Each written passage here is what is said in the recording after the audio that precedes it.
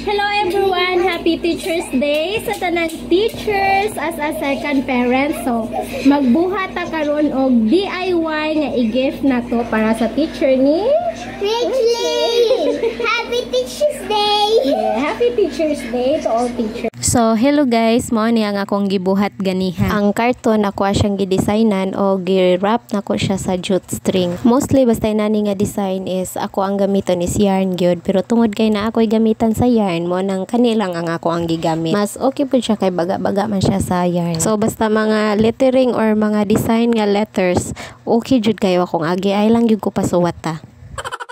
While nagtrabaho ko dire nasay bata nga nagsig ikid-ikid sa akong kilid.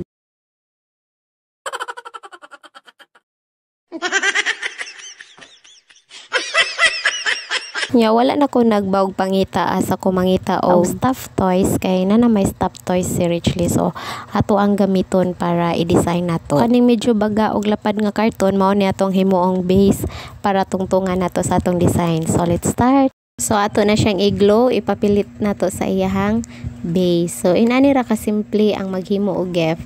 Actually gamay ra kayo kog nagasto ani kay ang ako ang gipalit ra isang construction o sa ka glue stick ang iyahang plastic cover. Pero bisan dili inana ka mahal ang ato ang mga gamit, ato apod siyang himuong nindot. So at least di ba presentable pud siya ihatag. Malipay pud ang teacher nga maka-receive. Kay bisan kinsa man sad siguro no kung maka-receive ta og gift, malipay jud kaayo ta. How much more kung naagyoy effort. Unya karon human na ta og papilit sa ato ang base. So maghimo na ta og flower. So magamit akong kinakusgan nga biflo para himuong pattern sa circle.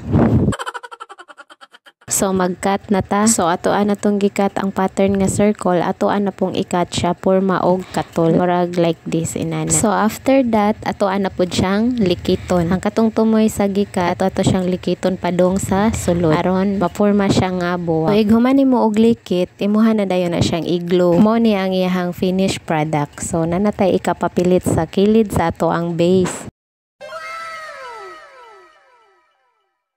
After na to maghimo og buwak, atoan na dayong ipapilit sa kilid sa ato ang base. Libuton lang nato ang kilid sa base sa buwak no para dili pud makita nga karton ang ato ang gigamit. Mao na niya ang ato ang nahuman. Kaning diri dapit sa letter, ako na lang pong gihimuan og red flower. Wala pa ta nahuman diri nga part. Proceed na pud ta sa next level sa ato ang design. Human na tagbutang og mga flowers sa iyang kilid, magbutang na pud tag design diring dapita kay dili man nato ni biyaan diri nga side nga inanira. Nagunting ko og yarn para ibutang diri nga side. Ako ara na siyang giglo unya, gipatong-patong na dayon ako ang akong mga ginunting. Actually libuton gyud tani ang iyang whole base no para nindot pud siya tan-awon. So kay nalibot naman nato siya sa yarn ang iyahang base. O pagyud ko na kontento, nagpuno pa kog design babaw sa iyahang yarn. So, ang ako ang gipuno mao ang pearl nga gagmay. So nindot siya kay sa tan-awon, galanti kaayo. Dili na halata nga construction paper o karton ra ang ato ang gigamit.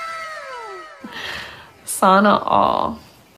Chedan, mauna ni atong finished product. Last nga atong gibuhat is ato ang gikaberan. Actually, dili ako ang nag-cover ani. Wala jud ko'y talent sa pag-cover kay kung mag-cover man gud ka ikaw raw sa bati jud kayo ang imong agi mo nang. So sa pag-cover, nag-assist ra jud ko. Unya dili man pwede ang gift nga walay card. So naghimo pud ko Teacher's Day card. Simple ra kaya ang design bisan siguro og mga grade 1 student kaya jud kayo ni buhaton. Diri nimo makita nga not all gift is expensive. So sometimes it comes from DIY. Na-enjoy kayo na ko ang pagbuhat ani. So hoping sad nga na-enjoy pud mo nga nagtan-aw. Thank you for watching.